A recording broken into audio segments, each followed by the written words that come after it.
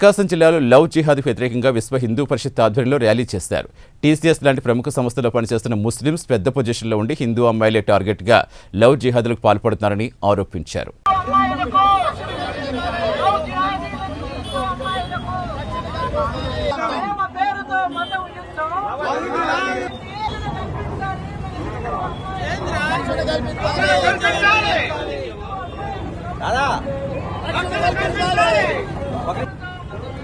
Love జిహాదీల సిద్ధాంతం love జిహాదీల సిద్ధాంతం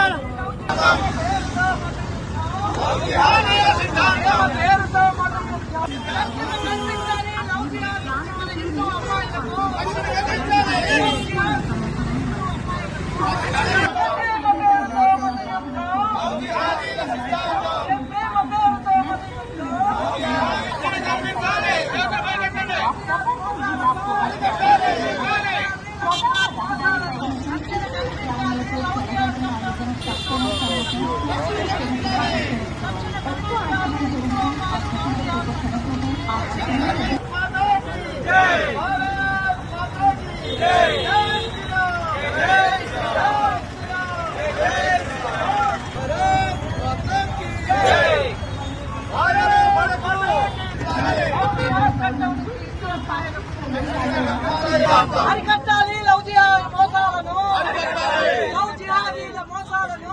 రాష్ట్ర సేవికా సమితి ఆంధ్ర ప్రాంత సంపర్క ప్రముఖ వృత్తిరీత్యా అడ్వకేట్ ని ఈరోజు ప్రస్తుత సమాజంలో భారతదేశం అతి ముఖ్యంగా ఎదుర్కొంటున్న సమస్య లవ్ జిహాదీల నుంచి హిందూ అమ్మాయిలు మత మార్పిడితో జరుగుతున్నటువంటి సమస్య.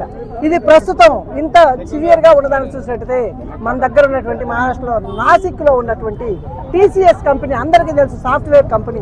ఆ కంపెనీలో దాదాపు 300 మంది హిందూ అమ్మాయిలు 18 సంవత్సరాల నుంచి 25 సంవత్సరాల లోపల పనిచేస్తున్నారు. వాళ్ళ మీద అక్కడ ఉండేటువంటి హెచ్ఆర్లు కానీ మేనేజ్మెంట్ కానీ అందరూ కూడా ముస్లిం అబ్బాయిలు ఉండి, అదేవిధంగా ఆడవాళ్ళు కూడా పై స్థాయిలో ముస్లింలు ఉండి వీళ్ళని శారీరకంగా మానసికంగా వికృతంగా అరాజ్ చేస్తూ ఉంటే దాన్ని ఎవ్వరూ కూడా ఖండించలేకపోయారు. ఈ అమ్మాయిలు పెద్దవాళ్ళ కంటే వాళ్ళ పై ఆఫీసర్లకి రిపోర్ట్ చేసినప్పుడు ఆమె ఏమన్నారంటే, ఏమైందైతే ఇష్టమైతే ఉండండి, లేకపోతే పండి, ఏం తప్పే ఉంది అందులో అని చెప్పి అన్నారు. దాన్ని ఒక అమ్మాయి ధైర్యం చేసి అక్కడ ఉండేటువంటి పోలీస్ యంత్రాంగానికి చెప్పినప్పుడు వాళ్ళు దీన్ని ఒక సిన్సియర్ ఆపరేషన్ గా తీసుకొని ఒక 5 మంది ఆఫీసర్స్ని ఆడవాళ్ళని ఉద్యోగులుగా అందులో చేర్చి దాదాపు 6 మాసాల నుంచి దాని ప్రయత్నం చేసి ఈరోజు మొన్న రెడ్ హ్యాండెడ్ గా వాళ్ళని ఎవరైతే మోసం చేస్తున్నారో వాళ్ళని పట్టుకోవటం జరిగింది. ఇది ఎలా చూసింది అని కనుక మనం చూసినట్లయితే మన అమ్మాయిల్ని వాళ్ళు ఎలా చాప కింద నీరులాగా అట్రాక్ట్ చేస్తూ ముందుకెళ్తున్నారు.